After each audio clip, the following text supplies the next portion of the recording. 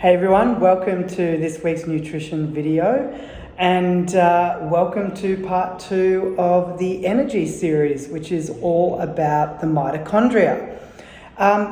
In my last video, I talked about what mitochondria are, their role within the body, and also the signs and symptoms of mitochondrial dysfunction.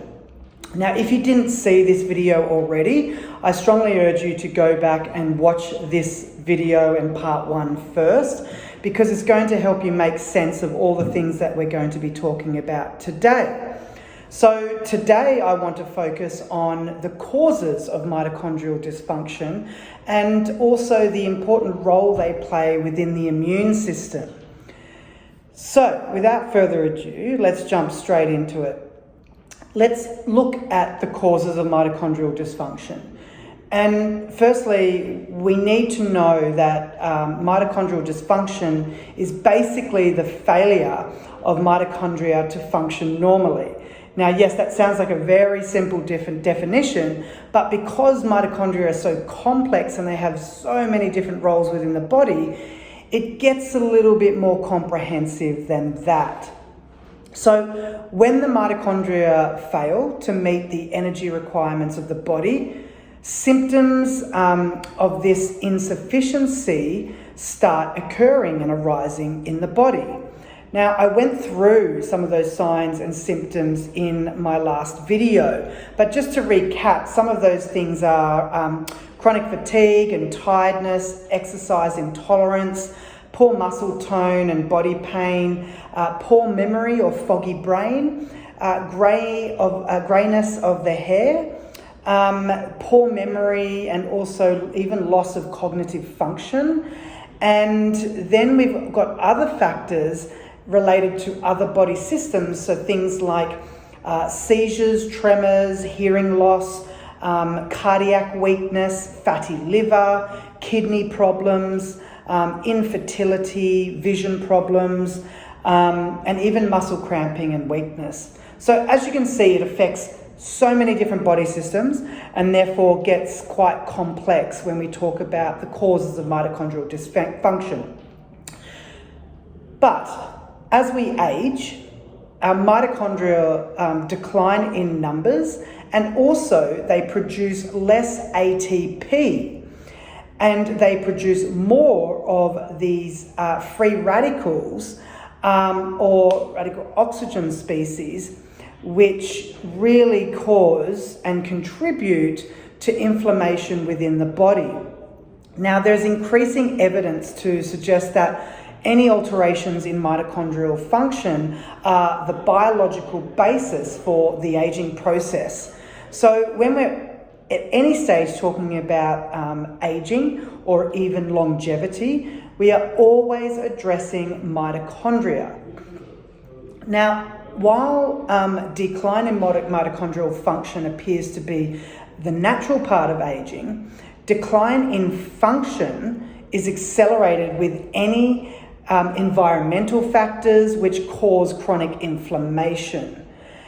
And mitochondrial dysfunction can also be genetic, but it can also be caused by things like chronic stress from whether it be adverse childhood events or exposure to trauma, drug abuse as well, some medications, smoking, alcohol use, poor sleep, poor diet, and also lack of exercise or sedentary behavior all contribute to the decline in mitochondrial function.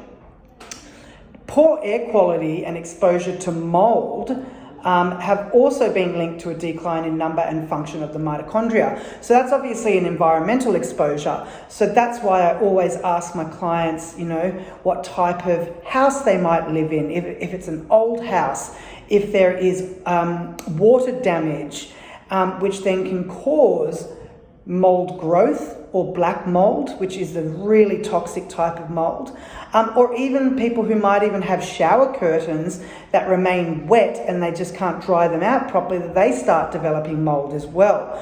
So they're the type of environmental exposures I'm concerned about, as well as heavy metals as well. So any lead piping, if it's an old house, paint that might still have used lead paint.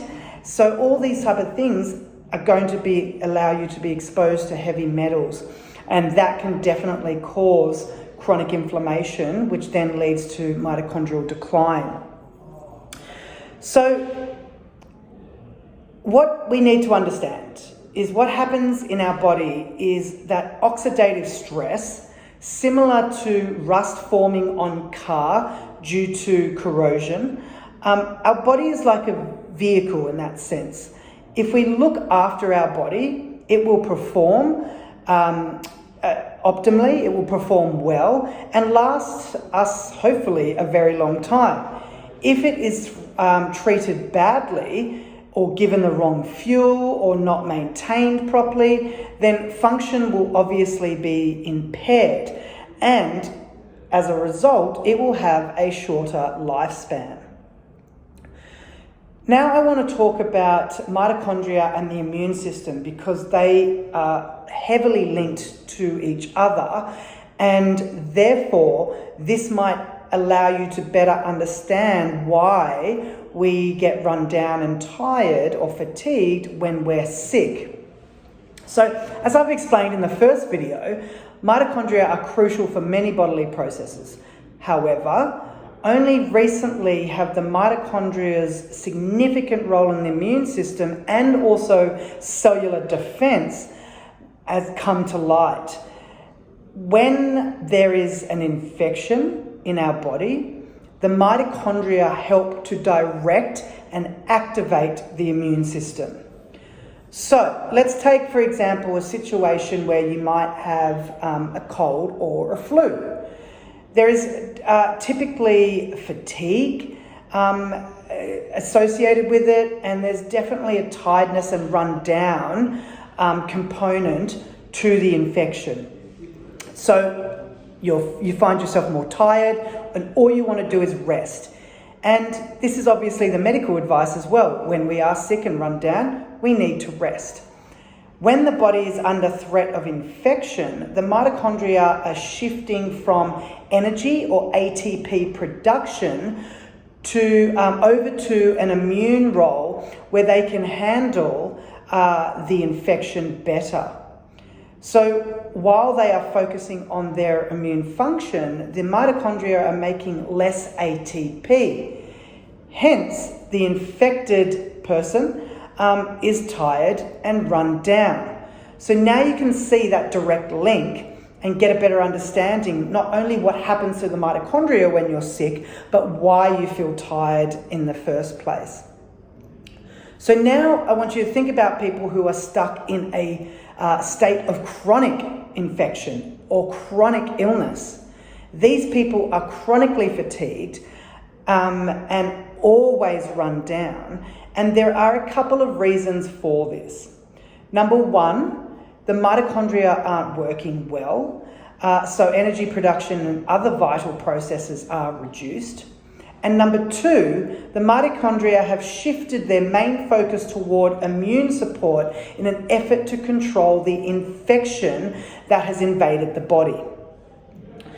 This shows just how essential it is to support your mitochondria as you start to heal from chronic illness, while you are recovering from chronic illness and in the end stages of healing and even moving forward to maintain the health of your body in general. Here's another consideration regarding maintaining mitochondrial health for long term.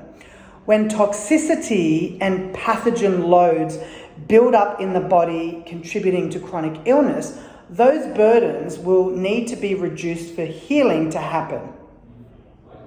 Thrown into the mix is the thought that if the level of mitochondrial function doesn't remain high, if the mitochondrial level doesn't remain higher than the toxin and the pathogen levels, that is, then people will get sick again, and that illness will just be reoccurring. So you aim to bring the toxin and pathogen loads down and lift the mitochondrial level up above those burdens.